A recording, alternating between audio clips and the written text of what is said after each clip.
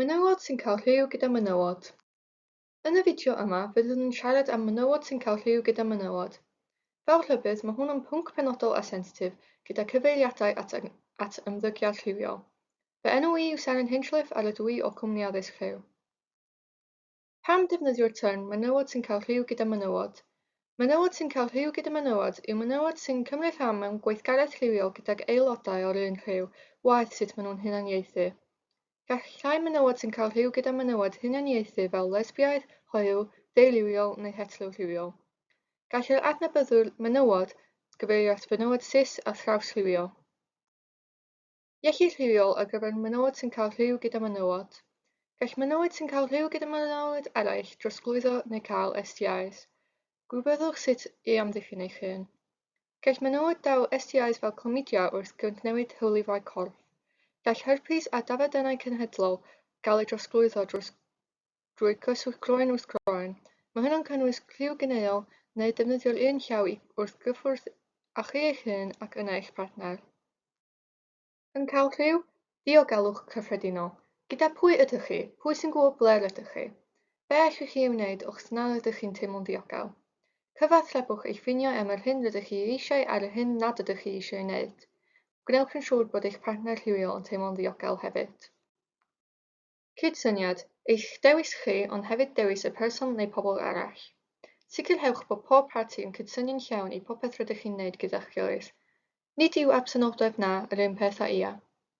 Ni ellir cydsynio'n cyfreithlon i gael rhyw pan mae diod neu cyffuriau yn atal gwneud dewisiadau, cwsg fod yn anymwybodol, gorfodaeth neu twych. Awgrymiadau ar gyfer rhyw mwy ddiogel rhwng menywod. Os ydych chi'n defnyddio taganau rhyw, defnyddiwch condom newydd ar gyfer pob partner neu rhwng treiddio agorfeydd corff wahanol. Ddylech golchi taganau rhyw a sebon o ddŵr rhwng sesiynau. Os golch rhyw gyneol os oes gan unrhyw un ohonych doriadau neu bliwiau yn y geg neu ar y gwefusau, neu defnyddiwch dam deintyddol. Mae dam deintyddol yn sgwâr latex neu polyurethane, plastig tennau meddal iawn tua 15 wrth 15 cm, a gallwch chi defnyddio i orchuddio'r bwlfa neu anus yn ystod rhyw gyneol. Mae'n gweithredu fel rhwystr i atal heintiau a drosglwyddo'r rhywiol rhag mynd o un person i'r llall. Gall rhai heintiau cael eu drosglwyddo drwy ddwylo, bysedd a rwbio bwlfawr gydfuddiannol. Golchwch eich dwylo cyn ac ar ôl rhyw. Ystyriwch defnyddio menig latex a defnyddio digon o lwb ar sail ddŵr ar gyfer ddyrnio vaginal a llefrol os hoffech rhwystr ac ar gyfer ymddiffyniad ychwanegol. Beth arall allwch chi ei wneud? Mae brechlynau ar gael hefyd ar gyfer HPV, hepatitis, mpox a gonorrhea. Mae rhain ar gael gan eich meddyg teulu neu wasanaethau iechyd rhywiol. Gallwch ofyn eich meddyg teulu am eich cofnod brechu. Os ydych chi wedi colli eich brechlyn HPV, gallwch ofyn am gael ei ddal i fyny fel oedolyn. Undeb myfyrwyr a gwasanaethau myfyrwyr. Gall condomau allanol a mewnol, dams, lwb a chitiau profio postio STIs fod ar gael am ddim o'r undeb myfyrwyr. Gwasanaeth lles myfyrwyr yn darparu cymorth ar drais rhywiol, aflonyddu ac iechyd meddwl. Mae hwn yn cynnwys gwybodaeth am wasanaethau lleol.